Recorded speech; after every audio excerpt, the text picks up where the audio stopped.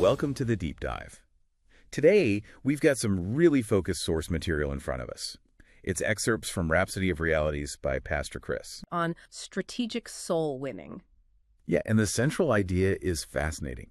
It argues that success here isn't about, just raw effort. It's about wisdom. Exactly. The whole thing pivots on Proverbs 11.30. He that winneth souls is wise. That one word wise is the key. The approach has to be strategic, thoughtful. It really is. I mean, what we're looking at here is less of a theological text and more of an operational manual for outreach. An operational manual. I like that. So let's unpack that strategic approach. The first thing that jumped out at me was this demand for adaptation. Basically, if what you're doing is getting zero results, the advice is just stop. It's that blunt. It says to change the venue, shift the format, rethink everything, but always under the guidance of the Spirit. Flexibility is key. But then it goes from that spiritual guidance to something very professional. Oh, absolutely. This is the part that's really revolutionary. It advises treating outreach like a high-stakes event, specifically like a professional or business dinner or breakfast meeting. A business dinner? That's such a specific analogy. I mean, doesn't that risk making it feel less authentic? The text doesn't see a conflict there. It frames that level of professionalism as a sign of respect for the mission. If it's important, the details have to be perfect. So what kind of details are we talking about? Everything. Making sure the atmosphere is joyful, that people are dressed well, and this is a big one, that there's a budget for it. A budget. So it acknowledges that evangelism might actually cost money. Right, and that investing money in it is not just acceptable, but necessary. It really reinforces this idea of high-level planning. Okay, so once you have the professional plan and the resources, then comes the targeting. Yes. This is where the wisdom part really kicks in. The text is very, very clear that you have to invite the right people. And who are the right people? People who are genuine prospects for salvation and discipleship.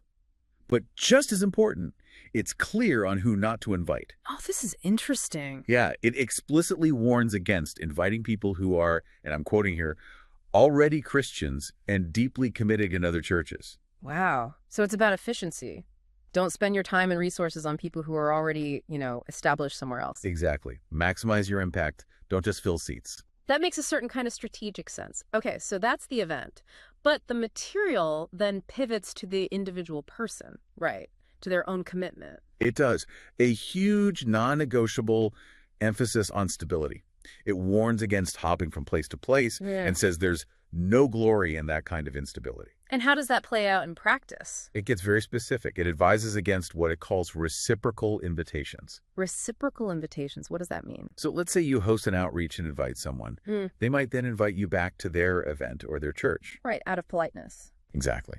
But the text says to avoid that. The goal is to stay rooted and committed to your own church family and your own mission.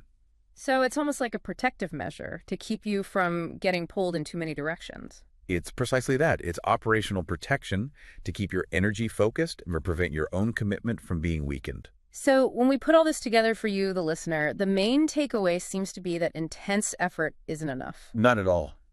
It has to be effort filtered through wisdom, through discernment, and it has to be paired with this unwavering, steadfast commitment. The spiritual has to align with the practical. Perfectly. The detailed planning, the budgeting, the how it all has to be in sync with the why, which is being led by the Spirit. So here's a final thought for you to chew on.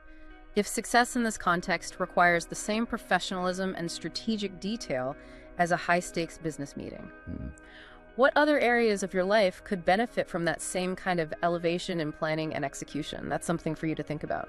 We trust you were blessed by this episode. To gain unlimited access to Rhapsody of Realities by Pastor Chris, please download the Rhapsody app using the link myapp.rhapsodyofrealities.org. God bless you.